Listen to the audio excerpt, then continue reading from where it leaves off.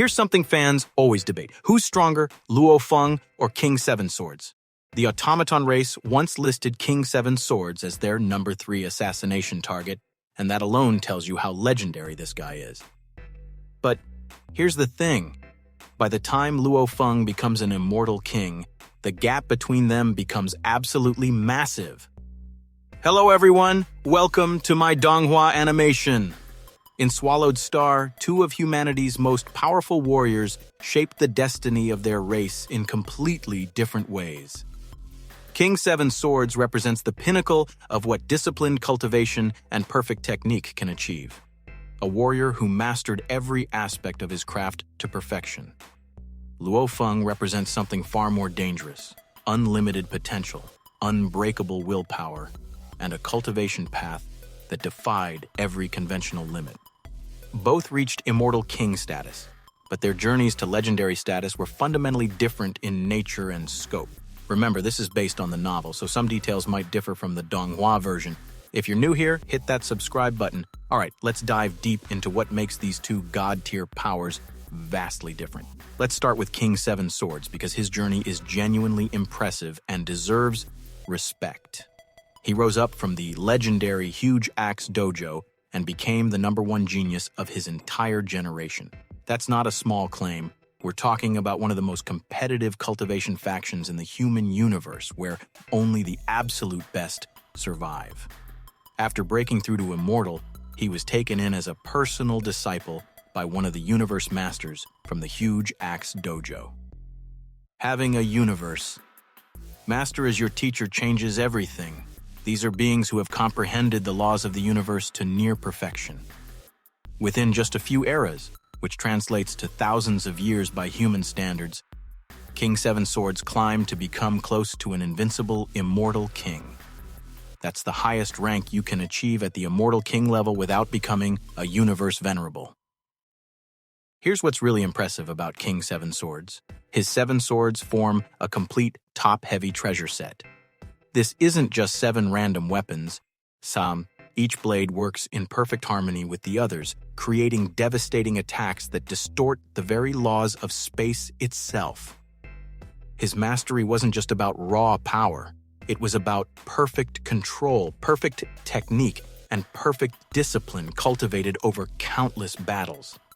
Combined with the support and resources of the human race, he became a legendary Immortal King comparable to a normal universe venerable, a being an entire realm above him. The fact that the automaton race listed him as their number 3 assassination target proves his legendary status. Only beings of absolutely terrifying power get put on that list, warriors who pose genuine threats to entire civilizations. When King Lifefall, one of the 9 terrifying beings of the 7th battlefield, led over 100 automaton race warriors with his heavy treasure decomposition tower to attack King Seven Swords at the sealed star, he couldn't kill him. King Lifefall later admitted he had no guarantee of victory against absolute warriors like King Seven Swords or King Dragon Pagoda. But here's the crucial part that sets the stage for our comparison. While his talent was exceptional and he was higher than even someone like Bolin, it wasn't quite at the level of Kedi or Luo Feng. That single statement tells you everything about the tier system we're dealing with. Now let's talk about Luo Feng, and here's where things get absolutely insane.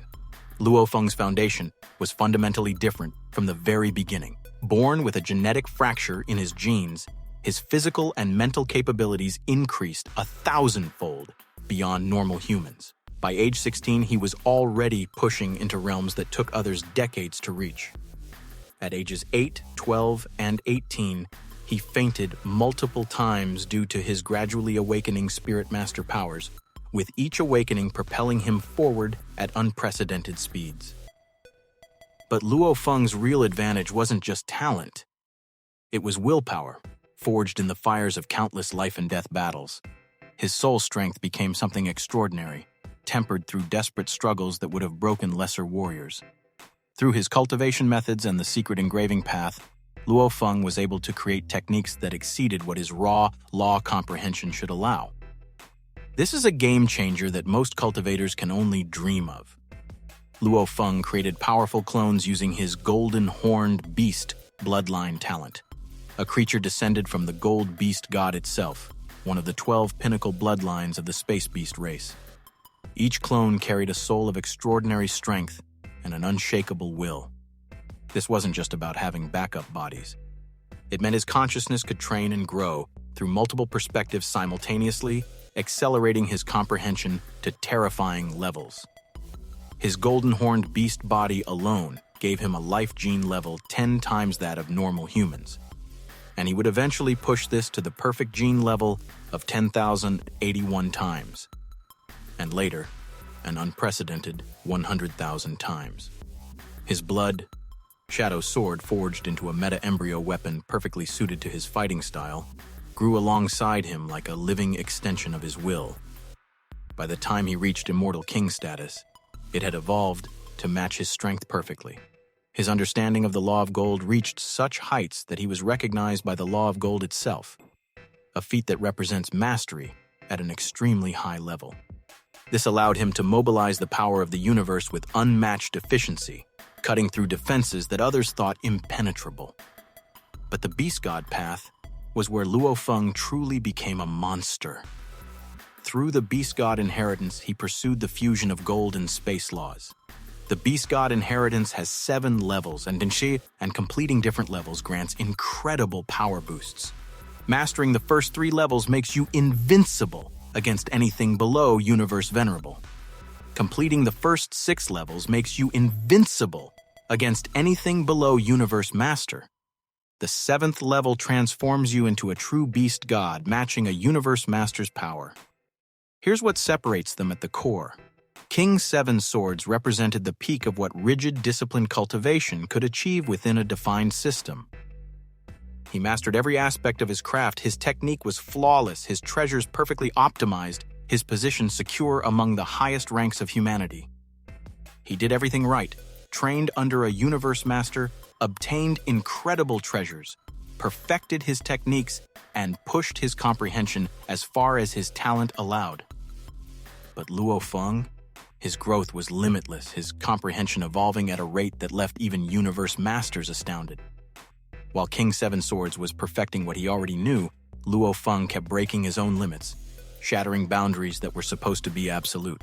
He obtained the Devil's Voice God General Inheritance, which increased his spirit energy amplitude to over 3,200 times, far beyond the ordinary limit of 100 times.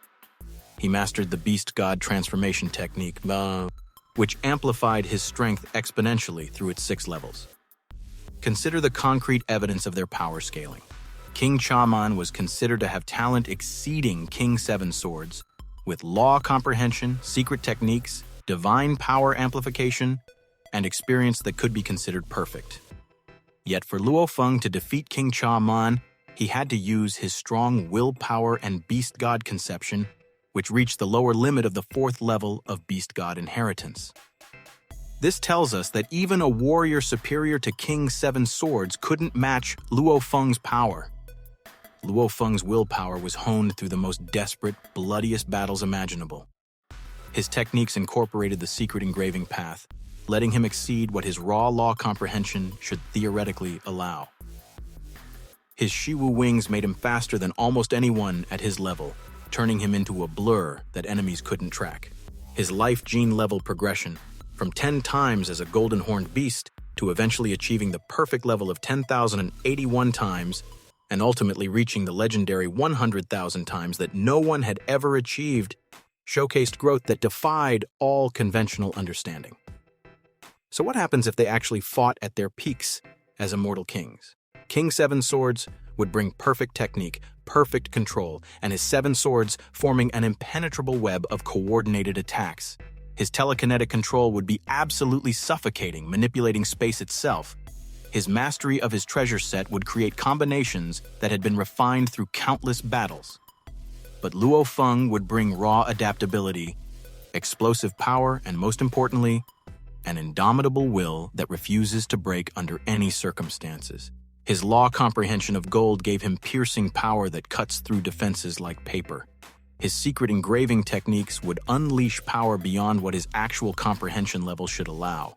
His Beast God transformation would amplify his already tremendous strength. His multiple bodies meant he could train in different laws simultaneously, giving him tactical options King Seven Swords couldn't match.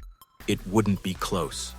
By the time Luo Feng reached universe-venerable levels of power while still at the Immortal King, in cultivation level, he joined the Supreme Council as a rare, universe-venerable killer Immortal King.